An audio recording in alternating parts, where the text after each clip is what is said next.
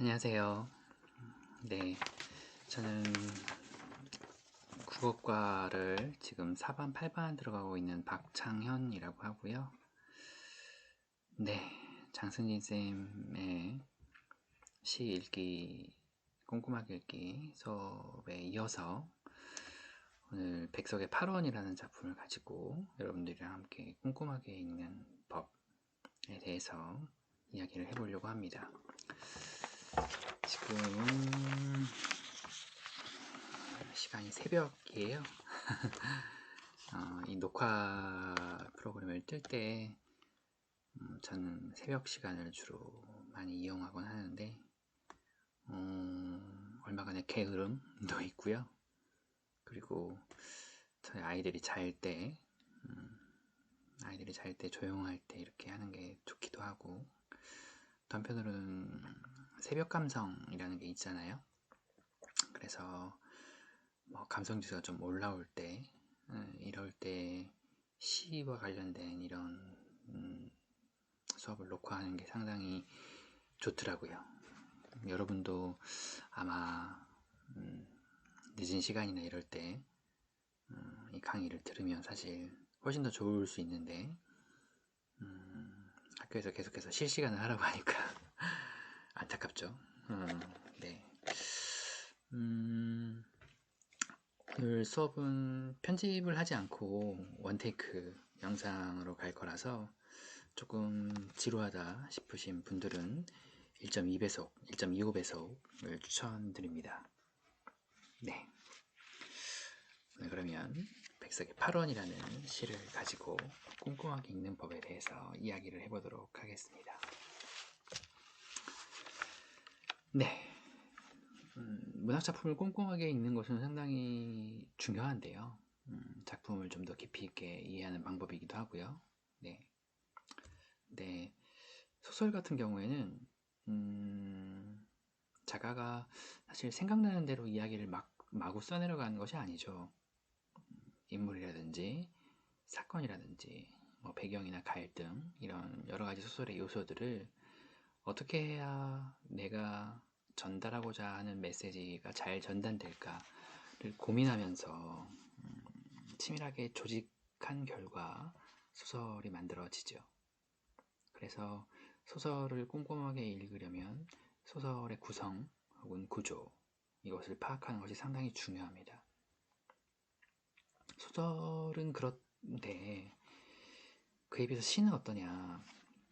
시는 기본적으로 감정에 동의하는 것이라고 생각을 해봅니다. 저는. 네. 감정에 동의하는 것. 시적 화자가 시를 쓸 때에 느꼈던 그런 감정, 그 감정을 충분히 동의해 주는 게 그 시를 꼼꼼하게 읽는 방법이라는 거죠. 그런데 시적 화자가 느끼는 시적 감정에 동의하려면 시인이 놓여있던 상황에 내가 그 상황에 놓여있어지면 되는 거거든요. 예를 들어서 이런 거 생각해 볼 수 있을 것 같아요. 뭐 연애를 하다가 누군가와 연애를 하다가 네, 헤어지게 돼요. 나 너 싫어 해가지고 이별을 하게 됐을 때, 차이거나 혹은 차거나 했을 때 슬프죠. 세상을 잃은 것 같고 이런 느낌이 들 수 있는데, 평상시에는 아무런 느낌이 없이 그냥 즐겨 듣거나 흘려 들었던 그런 노래예요. 대중가요. 근데 이별을 하고 나니까 그 노래가 너무 가슴에 와서 박히는 거죠. 가사 한 구절 한 구절이 다 내 얘기 같고. 왜요?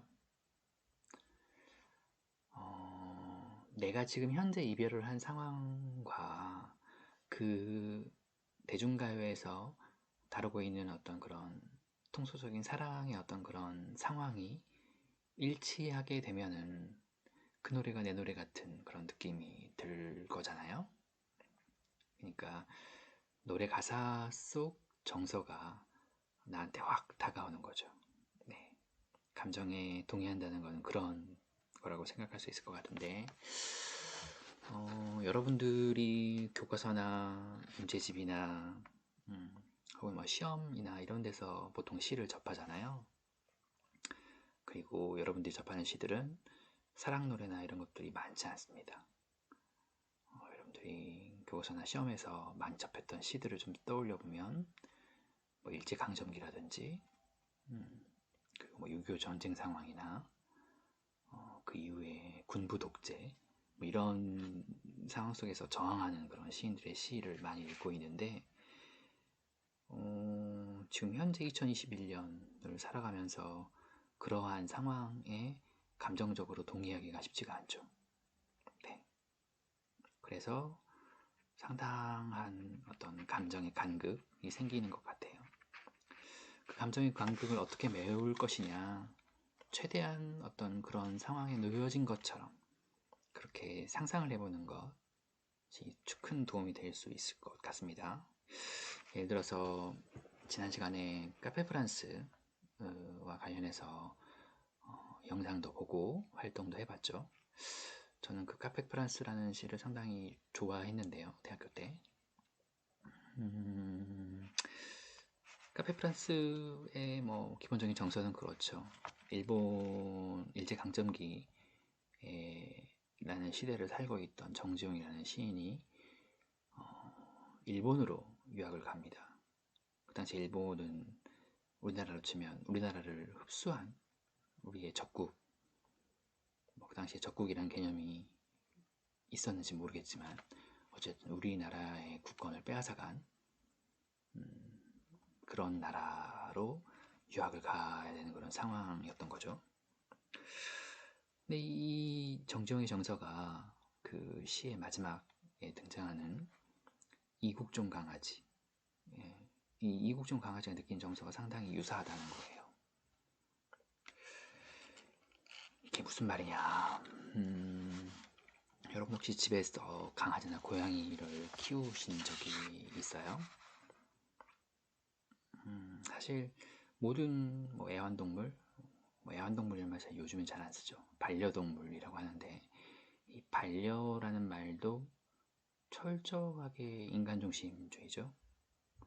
나는 내가 키우는 개나 고양이를 반려동물이라고 생각하지만 우리 집에 있는 개나 고양이 혹은 뭐 금붕어 이런 친구들이 여러분들을 나의 반려자다 이렇게 생각할까요? 네. 정서 교감이 상당히 많은 친구들은 우리 집 개는 분명히 나를 반려자로 생각할 거야 이렇게 생각하실지도 모르겠어요. 근데 생각을 좀 바꿔보면 여러분들보다 훨씬 더 덩치도 크고 힘도 세고 지적 수준도 우월한 어떤 그런 외계인이 있다고 쳐요. 근데 여러분이 너무나 귀여운 거예요. 작고 피부도 하얗고 이 귀염둥이를 내가 평생의 반려동물로 삼아야겠다. 외계인이 여러분들을 사육을 하게 되는 거죠. 태어나자마자 부모님한테서 여러분들을 뺏어서 중성화 수술을 시키고 성대 수술을 시키고 집에 데려와서는 매일같이 똑같은 음식만 주는 거예요. 사료랍시고 가끔 기분이 좋으면 목에 줄 달아가지고 산책을 같이 갑니다. 그러면 여러분들이 와 신난다 산책이다 이러면서 그 외계인을 졸졸졸 따라갈 수 있겠어요?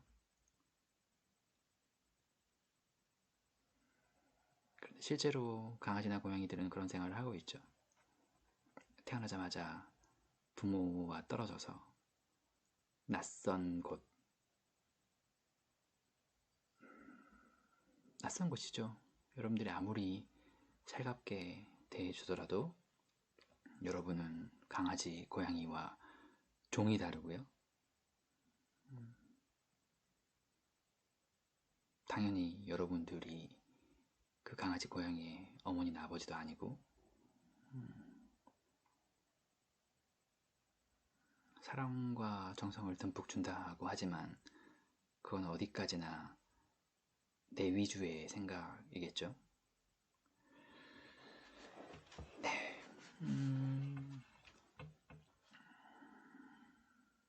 부모와 떨어져서 먼 타국까지 와서 나에게 꼬리를 살랑살랑 흔드는 어떤 그런 이국적 강아지, 뭐 말티즈나 요크셔 테리아 정도 될까요?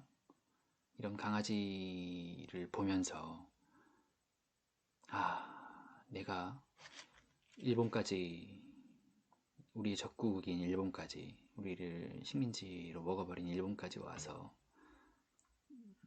시 공부를 하고 있는 나의 모습, 내가 여기서 공부를 마치고 나가서 다시 조선으로 돌아간다면 내가 뭘 할까?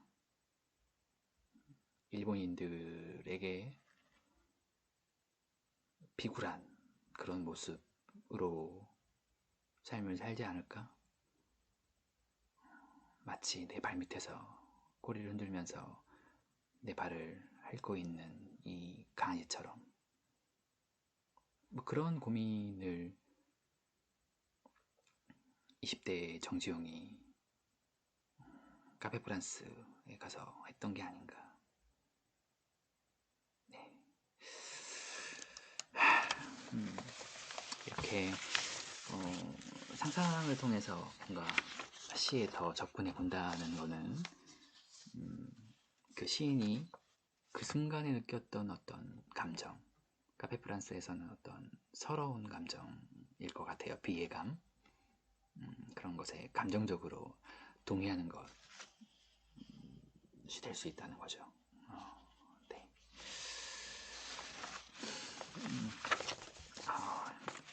지난 시간 얘기를 너무 많이 했네요. 이제 이번 시간 얘기를 해보죠. 어이구, 이거는 백석입니다. 백석. 내 얼굴에 이렇게 나란히 나오다니 상당히 부담스러운데 잘생겼죠. 백석이라는 시인을 이야기할 때 저는 항상 좀 뭐라 그럴까, 아련한 기분이 좀 듭니다. 한참 대학교를 다닐 때, 젊었을 때, 근데 가진 것은 젊음이라는 것을 갖고 있지만 젊음 말고는 아무것도 없었고 가난했고, 그래서 방황했고, 얼마간의 방황을 좀 끝내보려고 열심히 살던 23, 24, 25 정도의 저의 모습이 항상 떠올라서 백석을 이야기할 때 저는 좀 뭔가 감상에 젖는 것 같은 그런 느낌이 들어요. 네. 이게 제가 대학교 때 한창 많이 읽던 백석의 시집인데, 네, 빛도 바랬고 옛날 생각이 많이 나죠. 백석의 8원이라는 시를 보면서 감정에 동의해보는 것, 감정에 동의한다는 것, 이런 것들에 대해서 좀 더 생각을 해보도록 하겠습니다. 네. 네. 백석의 8원이라는 시인데요. 한번 여러분들 천천히 읽어봅시다. 제가 읽지 않고 여러분들이 한번 읽어보면 좋을 것 같아요. 시를 읽을 때는 뭐 눈으로 읽어도 좋고 소리를 내서 읽어도 좋은데 주의할 점이 있어요. 시는 천천히 읽는 겁니다.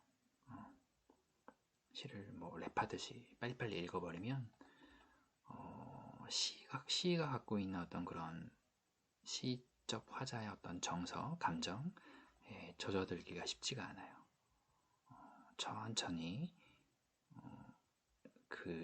내가 그 시의 시적 화자가 된 것 같은 그런 상상을 하면서 천천히 시를 한번 읽어 보겠습니다. 네.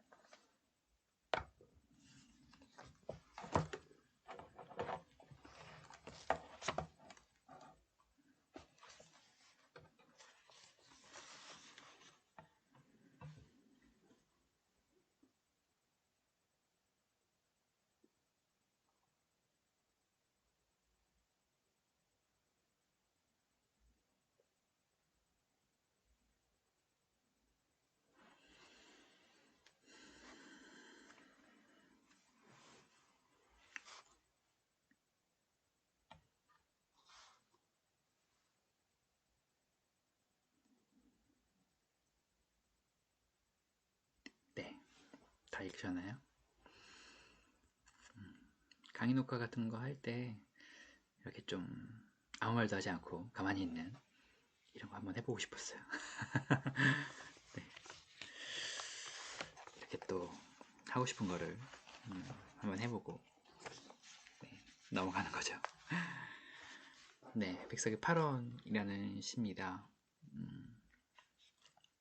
한번 천천히 읽어보신 분들은 이 시가 갖고 있는 정서를 조금이나마 맛보셨을 텐데 시는 참 슬프죠.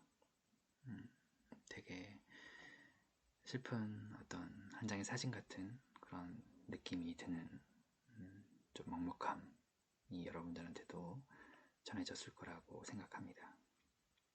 그런데 그 슬픔이 그냥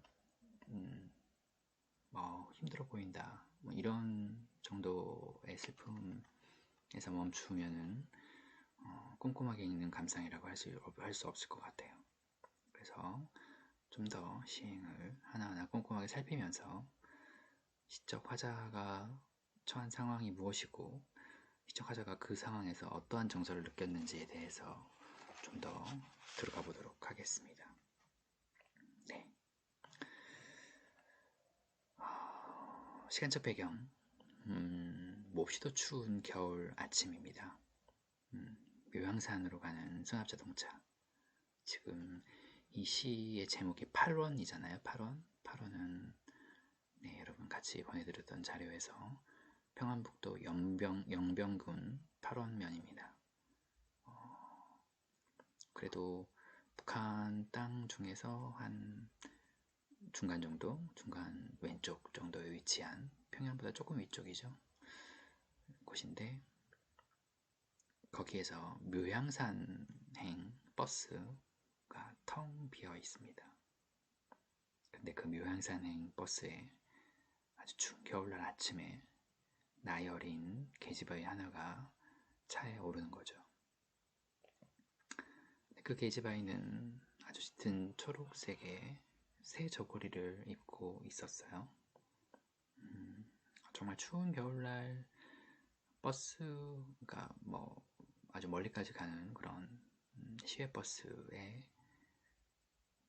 여자아이 한 명이 혼자 타는 것도 상당히 흔치 않은 일이죠.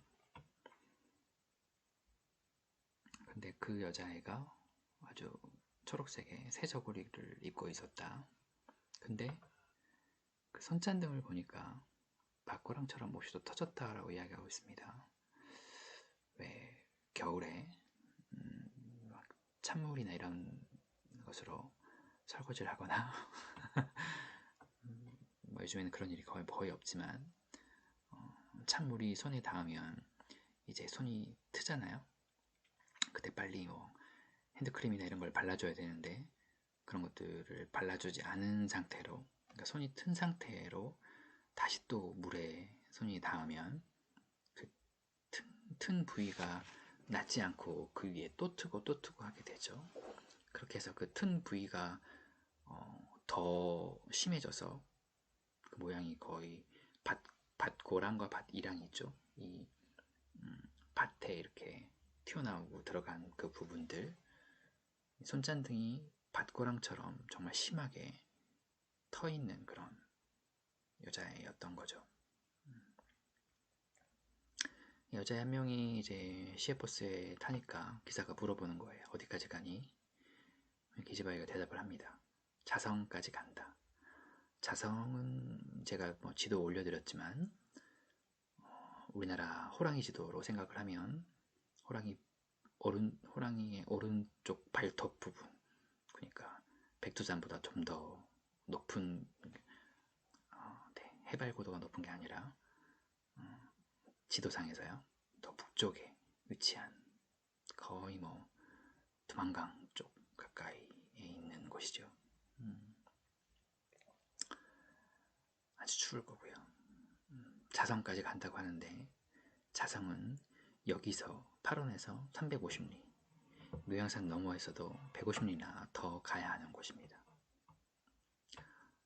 이렇게 추운 겨울날 그렇게 멀리까지 간다고 하니 버스 기사 아저씨가 한마디 더 묻는 거죠. 아니 어떻게 그렇게 먼 데까지 가는 거냐?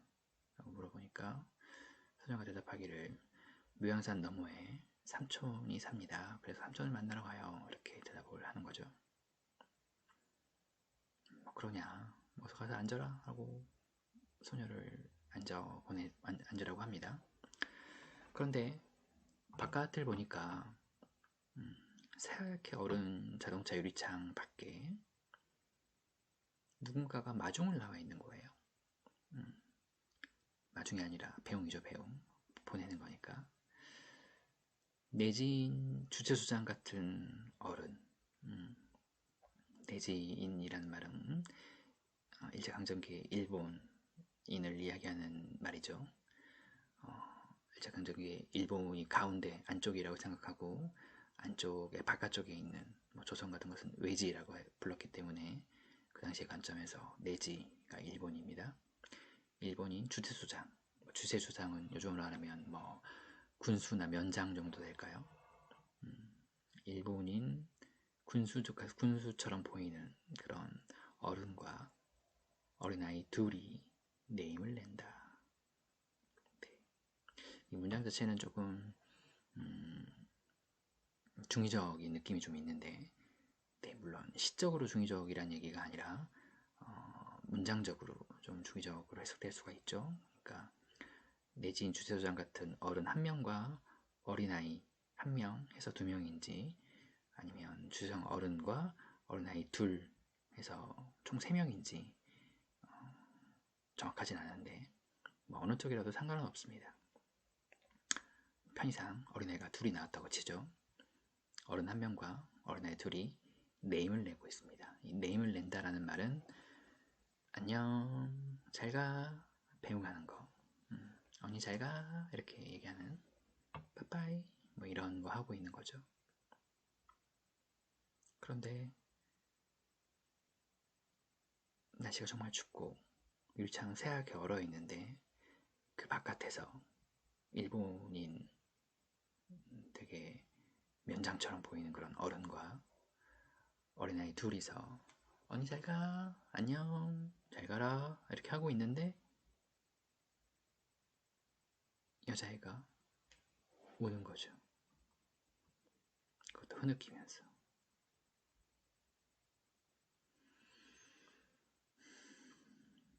네. 시의 상황은 뭐 이런데요. 이 시에 대해서 좀 더 깊이 있게 이야기하기 위해서 일제강점기에 있었던 직업군 하나를 이야기해 보려고 해요. 그것은 바로 안짬자기라는 직업군인데요. 안짬자기, 안잠을 잔다, 안잠을 자준다, 안짬자기라고 불러요. 이 안짬자기는 여러분 쉽게 생각하면 여러분 보셨을지 모르겠는데 지붕 뚫고 하이킥 알아요? 지붕 뚫고 하이킥. 신세경이랑 최다니엘, 윤시윤, 황정음 이렇게 나왔던 그 지붕 뚫고 하이킥에서 신세경이 했던 역할이 안짬자기예요. 집안에서 숙식을 같이 하면서 그 집안의 여러 가지 일들, 허드렛 일들을 다 해주는 그런 사람이죠. 네. 왜 그 시트콤을 보면 신세경이 드레스룸 같은 곳에 몰려 지나가는 그런 드레스룸 같은 곳에서 아주 좁은 곳에서 거기서 자고 있잖아요. 그게 바로 안잠을 자는 거죠. 근데 일제강점기 상당히 특이한 지점은 안잠을 자는 그 사람들의 나이가 신세경 정도 되는 나이가 아니었어요. 세경의 동생 혹시 기억나시나요? 그 빵꾸똥꾸랑 같이 막 싸웠던 그 식탐이 있는 신의 신의 나이 정도 되는 아이들이 안잠을 많이 잤습니다. 기껏해야 8살, 9살, 10살, 11살 초등학교 1, 2, 3학년 정도 되는 아이들이 남의 집에 가서 설거지를 하고 아이를 보고 밥을 하고 그렇게 살았던 거죠. 네.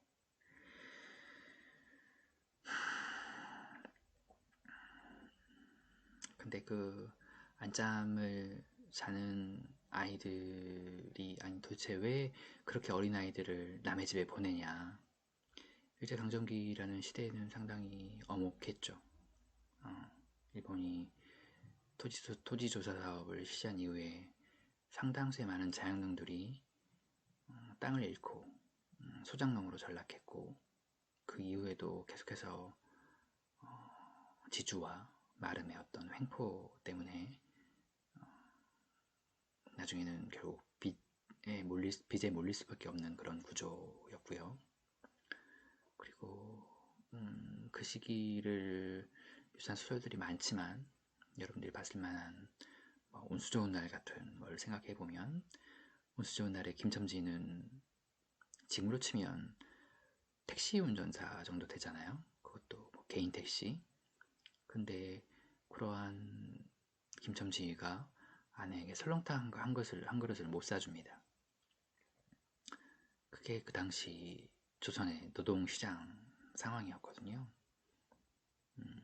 자료나 이런 걸 좀 찾아보면 그 당시에 공사장 인부의 하루 일당이 지금 가치로 한 3, 4천 원 수준밖에 안 됐어요. 그러니까 하루 뼈빠지게 일을 해도 밥 한 끼 사 먹기가 힘든 그런 상황. 그리고 그 일자리마저도 많이 없고요. 그런 상황에 놓이다 보니까 도시로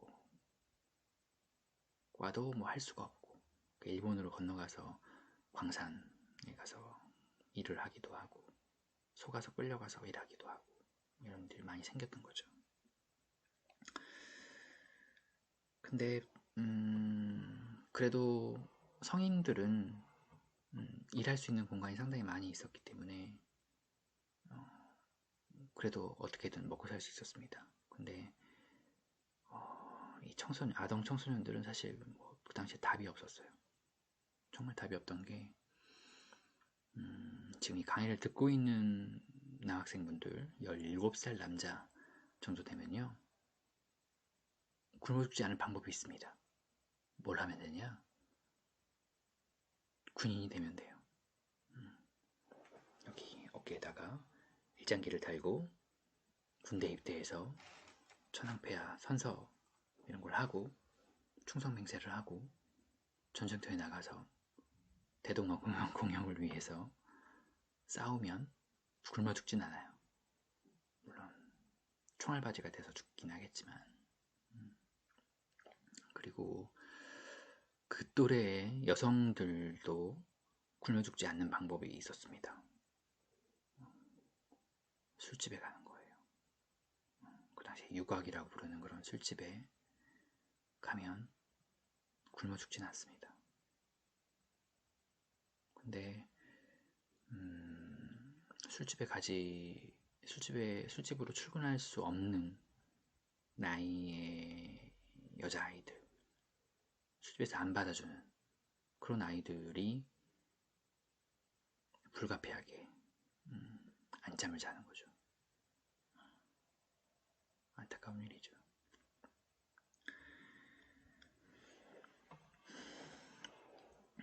그런데 이 안잠을 자는 아이들 같은 경우에 아까 제가 8살, 9살, 10살 이때쯤이라고 했잖아요. 이게 상당히 재밌는 특징이 하나 있습니다. 이 친구, 저희 지금 딸애가 9살인데 이 시기에 여자아이들이 정말 잘하는 게 한 가지 있어요. 뭘까요? 8살, 9살, 10살 정도 되는 여자아이들이 정말 잘하는 거. 노동력으로서의 가치를 따져봤을 때 이거 정말 잘합니다. 뭘 잘할까요?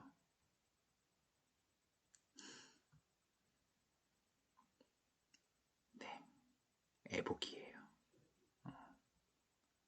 지금도 저희 딸 양배추 인형 같은 거 이런 거 해가지고 막 이렇게 안고 막 분유 주는 이런 놀이하고 막 이러거든요. 잘해요. 갓난 동생이 없어서 그렇지 있었으면은 자기가 이렇게 아기 때 해가지고 막 안고 막 안아주고 업어주고 막 이랬을 거예요. 참 재밌는 게 이 8살, 9살, 10살 정도 되는 초등학교 한 2, 3학년 되는 그런 여자아이들이 안잠을 들어가는 집에 공통점이 있었습니다. 갓난아이가 있는 집이었어요. 갓난아이가 있는 집. 근데 물론 뭐 이 아이들이 그런 부자나 일본인 집에 들어가서 여러 가지 설거지부터 걸레질, 밥 짓기, 아이 보기 이런 여러 가지 일들을 하지만 실상 이 아이들한테 월급을 주거나 그러진 않았거든요. 기껏해야 먹여주고 재워주고 이게 다였어요. 그거라도 감지덕지였고, 그리고 실제로 이 안잠자기를 뽑을 때에도 덩치가 너무 크면 받아주질 않았습니다. 왜요? 밥을 많이 먹는다고. 참 참혹한 시대죠.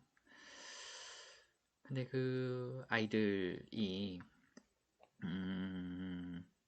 이 아이들에게 월급 같은 건 주지 않지만 그래도 뭔가 하나의 룰처럼 자리 잡은 복지 시스템이 하나 있었습니다. 그게 뭐냐? 이 안잠자기를 데려와서 우리 집에서 이렇게 열심히 안잠을 재우다가 이 안잠자기가 혼기가 차잖아요. 결혼할 때가 되면 그 집에서 혼사를 봐줬어야 됐어요. 이게 일종의 매너입니다. 네. 그러면 이제 그림이 좀 나오죠.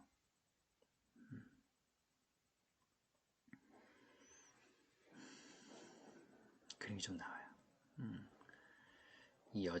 이 버스에 탄 여자의 나이가 어느 정도 짐작이 됩니다. 제 생각에는 14살, 15살 정도일 거라고 봐요. 여러분보다 어리죠? 왜냐? 아직 혼기가 차지 않았어요. 근데 당장 16만 돼도 결혼시켜야 되는 거 아니냐 이런 이야기들을 한단 말이죠. 그 당시에. 그러니까 아직 16까지는 안 됐을 겁니다. 근데 8살, 9살쯤 와서 분명히 갓난아이가 있는 집에 왔을 텐데 이제 그 갓난아이들이 손을 타지 않아도 자기들 알아서 밥 먹고 화장실 가고 씻고 할 수 있는 나이 한 5살, 6살 되죠. 그러니까 한 10살에 왔다 치면 한 15살쯤, 9살에 왔다 치면 14살쯤 되는 거죠. 그러니까 이 소녀는 이 일본 내지인 주조장 집에서 한 5년, 4, 5, 6년 정도를 안짬을 자면서 자신의 노동력을 쓴 거죠. 근데 그랬던 이 여자아이가 가는 거예요.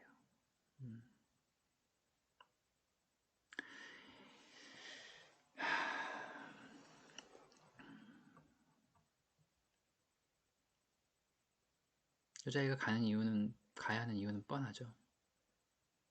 결혼을 시켜주려면 돈이 드니까. 그래서 그 돈을 지불하기 싫어서 이 여자아이를 내쫓는 거예요. 추운 겨울에.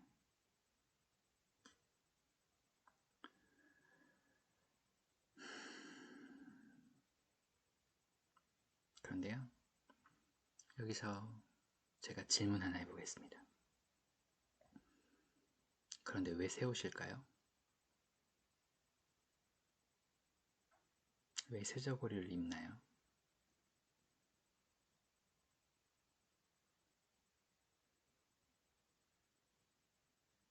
왜 이 소녀는 새 저고리를 입고 있을까요?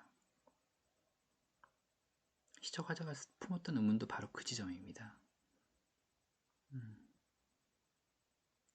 정말 기껏해야 14살, 15살 정도 되는 여자애가 추운 겨울날 멀리 가는 버스에 혼자 탔는데 밖에서는 어른이랑 애들이 배웅을 하고, 근데 그 여자애가 손은 엄청 텄어요. 박구랑처럼 험한 일을 했죠.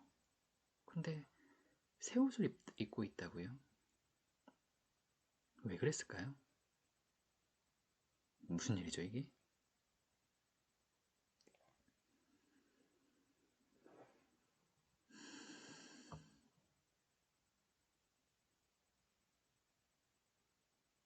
네, 교실이었다면 여러분들이랑 질문도 하고 여러분들 의견도 들어보면서 이런저런 얘기들을 많이 했을 수 있을 것 같은데,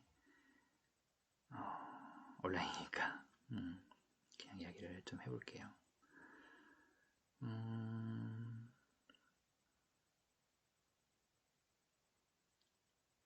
사실 이 여자애가 새 옷을 입어야 할 이유는 없어요.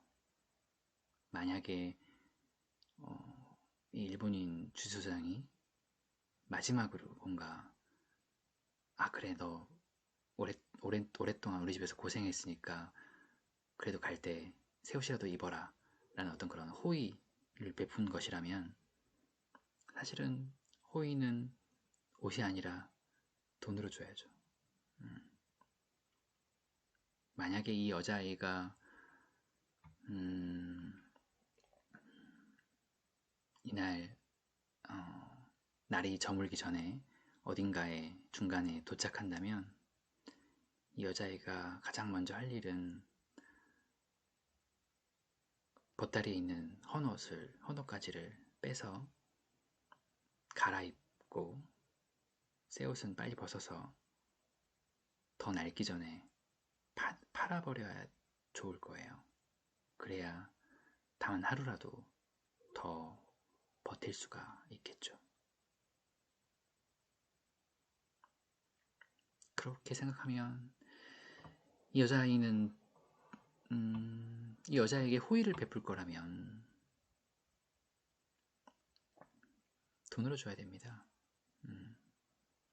여러분, 세뱃돈 문상으로 받으면 기분 나쁘잖아요. 뭐 그런 거죠.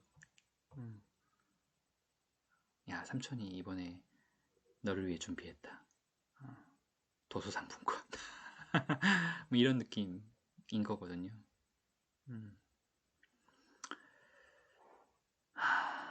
근데 왜 새 옷이에요? 짐작이 가시나요? 네.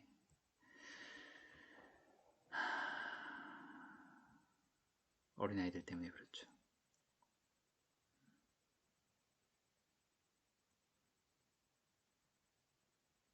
이 어린아이들을 생각해보면요, 어쨌든 지금 이 소녀가 이 집에서 쫓겨나지만 이 어린 아이들에게 이 소녀는 한때는 언니, 누나, 때로는 엄마 역할까지 했을 겁니다. 많이 따랐을 거예요. 근데 이 여자아이가 집에서 이제 더 이상 일을 못하는 거예요. 그러면 어린 아이들이 어떨까요? 싫어하겠죠. 언니 가지마. 이렇게 할 거란 말이에요. 근데 예를 들어서 이 일본인 주최소장이 한 5살, 6살 되는 아이들을 앉혀놓고 이렇게 얘기한다고 생각해보세요. 야, 잘 들어. 우리 집에 있는 쟤 말이야. 우리 집 식모 안잠자기. 쟤 내년 봄까지 있으면 아빠가 쟤를 결혼을 시켜줘야 돼. 선자리 알아보고 뭐 많진 않아도 혼수 좀 마련해주고. 그러면 그게 다 비용이거든. 그러니까 오늘 저 여자애를 쫓아보낼 거야. 얘들이 이해해라. 돈 들잖아. 이렇게 말할 수가 없는 거죠. 어린아이들한테. 그래서 이 어린아이들에게 자기 자식들에게 좋은 아버지이고 싶은 이 일본인의 치밀함. 그 치밀함의 명분은 삼촌이 되어주는 겁니다. 뭐 상상을 해본다면 이런 거 생각해 볼 수 있을 것 같아요. 주인 마님이 여자애를 불러서 물어보는 거죠. 야, 너도 이제 다 컸는데 이젠 가족들이랑 살아야 되지 않겠니? 어디 주변에 가족 없어? 없는데요. 또 며칠 지나서 야, 진짜 주변에 아무도 없어? 진짜? 없는데요. 또 며칠 지나서 아, 진짜 아무도 없어? 말이 돼 그게? 아무도 없어? 이때쯤 되면 거짓말이라도 해야죠. 아, 이 집에서 나를 이제 쫓아보내려고 하는 거구나. 갈 때가 됐다.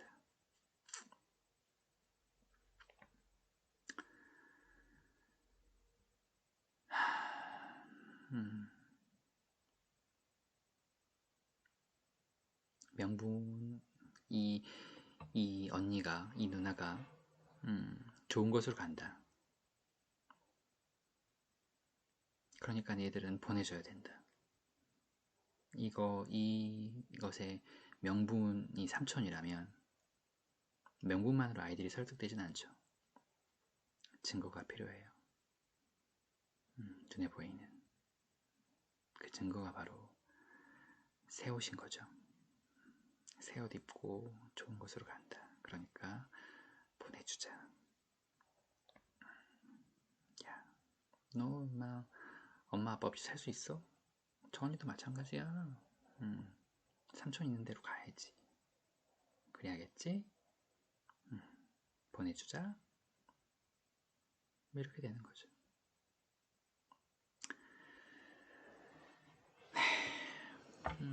그래서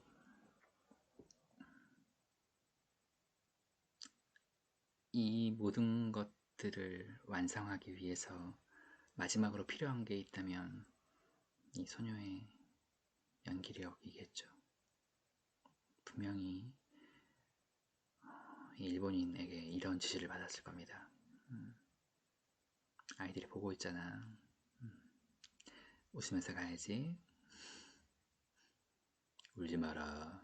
뭐 이런 거. 여자애가 울지 못해요.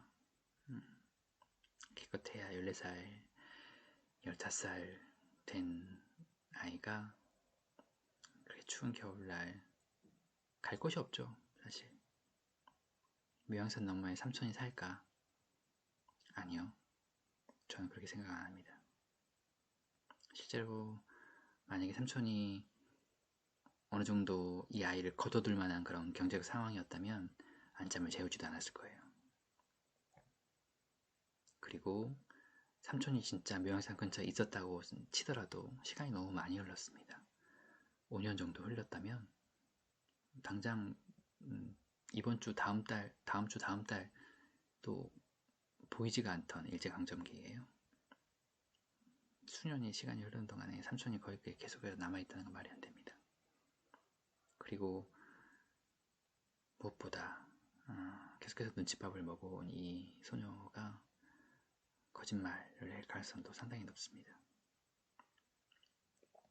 어쨌든 이 여자아이는 주인 어른의 지시에 따라서 버스를 탈 수밖에 없고 버스가 멈추는 곳에서 내려야 하는 거예요. 보따리는 뭐 주먹밥이나 들었을라나. 그 다음부터는 뭐 아무것도 없습니다. 얼마나 무섭겠어요. 얼마나 울고 싶을까요? 근데 어르신이 울지 말라고 했어요. 창밖에서는 내가 동생처럼 돌보던 아이들이 언니 잘가, 행복해야 돼, 이렇게 인사를 합니다. 인사를 하면서 차는 출발해요. 차가 출발할 때가 돼서야 여자아이는 울음이 터지는 거죠. 근데 이 장면에서 시적 화자가 어딨나요? 네, 시의 이 부분. 네, 텅 빈 차 안 한 구석에서 눈을 씻는 어느 한 사람. 이 사람이 시인일 가능성이 높죠. 시적 화자. 이 사람이 느낀 정서는 뭘까요? 이 계집아이가 몇 해고 내진 주제형 집에서 밥을 짓고 걸레를 치고 아이복을 하면서 이렇게 추운 아침에도 손이 꽁꽁 얼어서 찬물에 걸레를 쳤을 겁니다. 그래서 손짠등이 밭구렁처럼 터진 거겠죠. 근데 이런 여자애를 이렇게 추운 겨울날에 새 옷까지 입혀가지고 쫓아내보내는 이런 일이 벌어지고 있는 거예요. 화가 나죠.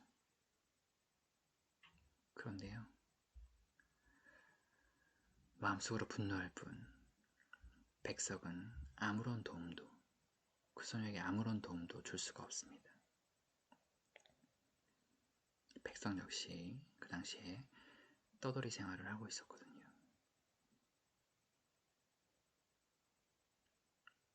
이 시가 주는 어떤 그런 막막함의 정서는 바로 그거예요. 시청자가 느끼고 있는 무력감, 절망감, 서러움. 저 소녀가 저렇게 버스에서 내리면 어딜 갈까? 어딜 갈 수 있을까? 그런데 나는 아무런 도움도 줄 수가 없구나. 이 서러운 마음이거든요. 네, 시는 시를 꼼꼼하게 읽는다는 것은 시적화자가 느끼고 있는 정서에 동의하는 것이라고 했어요. 여러분들 1939년에 백석이 느꼈던 정서에 동의가 되시나요? 네.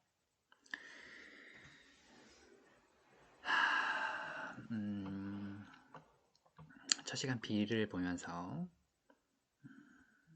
독자의 몫으로 시를 좀 읽어봤고요.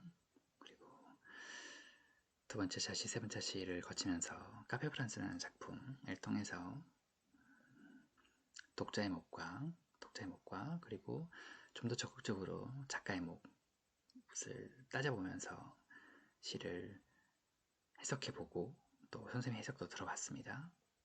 그리고 이번에는 8원이라는 새로운 시인의 새로운 시를 보면서 적극적으로 시를 읽는다는 것은 무엇인가, 주체적으로 시를 읽는다는 것은 무엇인가, 그리고 꼼꼼하게 살펴본다는 것은 무엇인가, 그리고 그 와중에 비어있는 공간, 그 비어있는 공간을 상상으로 메워보는 그런 작업. 네. 이 작업을 통해서 여러분들이 시작과정에 이끄는 정서에 깊이 공감하게 된다면, 동의하게 된다면 여러분들은 이 시를 주체적으로 읽고 있는 거라고 할 수 있겠습니다. 그러면 다음 오프라인에 네, 말이 꼬이네요. 오프라인의 블록타임 시간에는 시 작품 하나를 놓고 카페 프란스 때처럼 간략한 시에 관련된 정보를 주고 그거를 읽은 다음에 그것에 대해서 독자의 몫과 작가의 몫을 합쳐서 여러분들의 생각을, 시에 대한 생각을 써보는 수행평가를 하도록 하겠습니다. 긴 시간 수고 많으셨습니다.